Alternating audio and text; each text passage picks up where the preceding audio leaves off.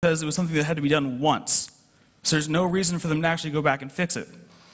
I also think that part of the problem is that there's two different teams. There's most of the code for the PowerPC is written by some people in Japan, and all the code for the ARM chip is written by a company in California.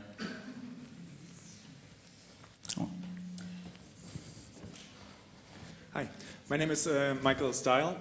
I've done previous talks on console hacking the years before, you might remember me, and I asked these guys to have this one last slide. You might have even seen that slide before. I did this last year and also in other presentations, which is a little about hacking motivation. And those guys agree with me as well. I talked to the iPhone hackers, they agree with me as well about what is the motivation of hacking things. And I've put together this on this slide.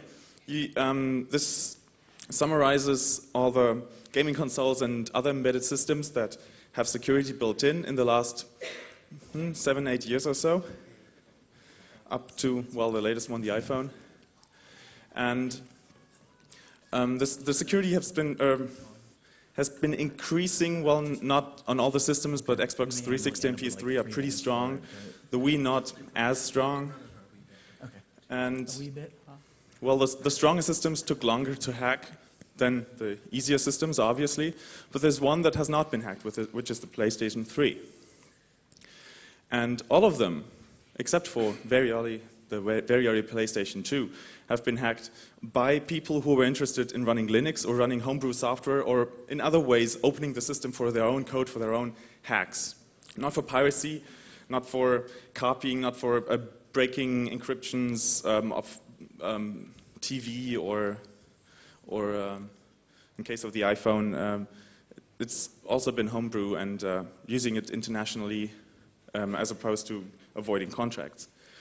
But the effect of all these things was that you could always do all these negative things, which was very negative for the vendor, like pay TV decoding, piracy.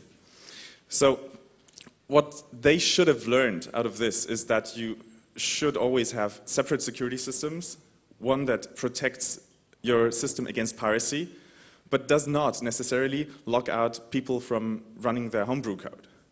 So they could do that. There are ways to do that. And on the PlayStation, it was done correctly. They have this hypervisor that you can run Linux on. They even do their own Linux distribution for it, or they maintain their own Linux patches. And you can use Linux, or you could port your own operating system to the PS3. That is fine, and still the security system of the PS3 is strong and it works, and there's no hack there yet. So I think this slide pretty much proves that everything has been hacked, but the one that is the most open one. Yeah. I'm just going to apologize for a second for the technical problems. We're using S5, which is a really cool HTML-based presenting system, but yeah, I'm just saying the screw-ups were not knowing what button to push on both of our sides, not the system. It's just yeah. Demoed. So moving on. I'm going to try to do a demo here. This is 640 by 480, so I don't know how it's going to work out, but we're going to try it. Hopefully. Okay. So first, I'm just going to show the usual current homebrew state that we have right now. You turn on the Wii, which is mostly a normal Wii right now. And if this works, yes, it does. And now my remote doesn't work because it hates me. It's not turning on. Great. Anyway. It'll time out. Yeah. I need a timeout, but yeah, batteries might help. Yeah, batteries. What? Because I need to join the homebrew channel.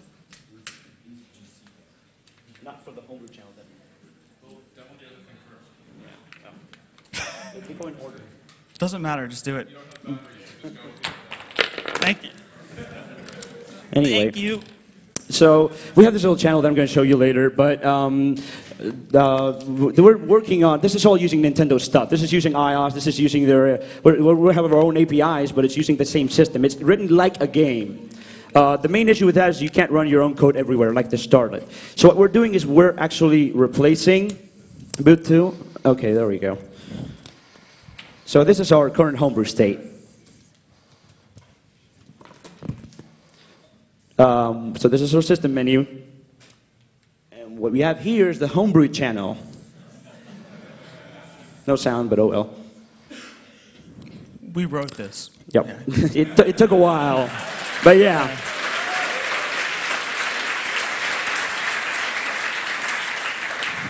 And you run it, and it boots your applications from the SD card. You can even run Linux on it. Like, this is a real old build, but we'll just show a login screen or something. Maybe this, there you go. Just some random stuff.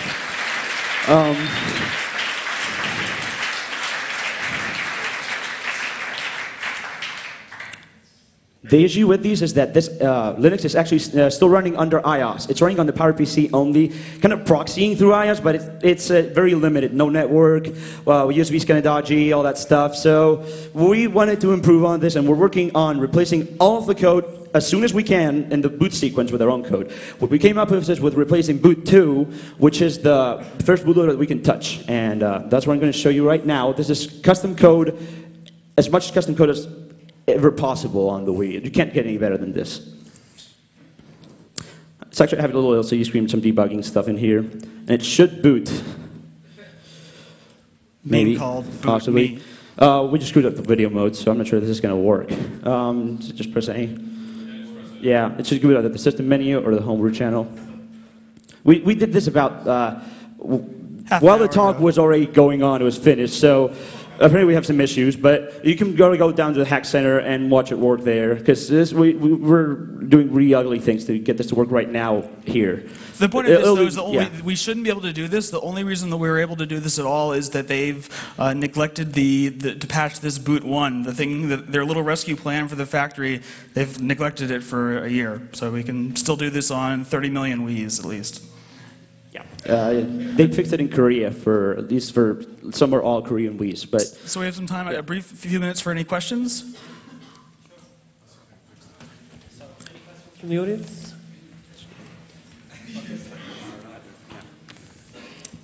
Hi.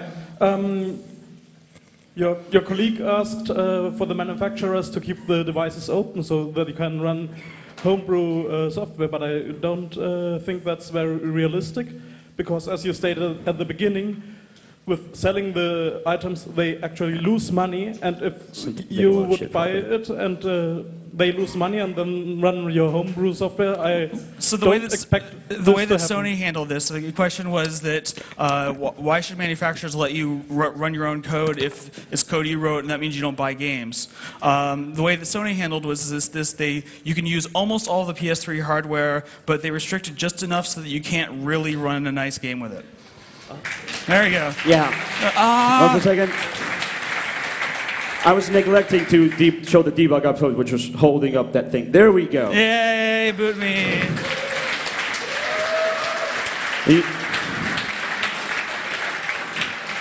Probably video thing or something. Yeah, there you go. So that's actually picking which thing to boot without even iOS running. It's totally custom code at that stage, and then it bootstraps iOS. Just very quickly, can people wait till the Q&A's over before you escape? There's quite a lot of people waiting outside trying to rush in, so. Next question then, maybe? Another question?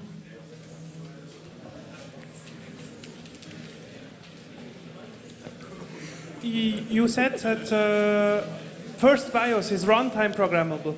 Would it be theoretically possible to clear additional bits to 0 to alter the code from the bootloader 1? It's possible. We haven't actually figured out how they're locking against it, but even so, we did the math, and that wouldn't reduce the complexity of finding a collision enough for us to really actually use it.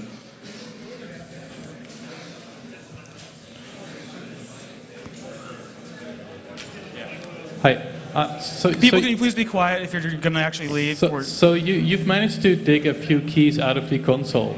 So my next question is, I would really like some RSS feeds in my newsreader, because the newsreader of the Wii is actually really cool. So could you please, for maybe next year, add some RSS feeds to the channel?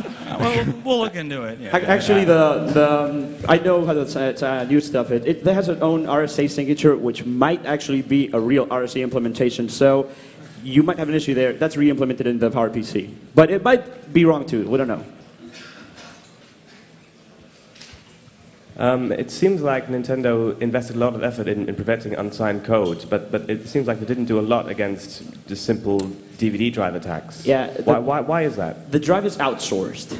So it's kind of out of our hands. They just, the commit sheet that does the drive, they ported it over from the GameCube to the Wii, added dual layer, a couple of things. But apparently they neglected to fix the mod chip issue. Now they're doing lots of stuff to try to stop them. They actually, on the latest revision, combined the CPU and the chipset onto one big chip, which is currently impossible to hack. But Nintendo didn't do this. It's Machida. So I guess it's the company split that. Well, it's that, and I think it's at least 2 or 3 orders of more magnitude more expensive to fix hardware than to fix software. That too. That's really what it comes down to. Got time for 1 or 2 more questions? What was that?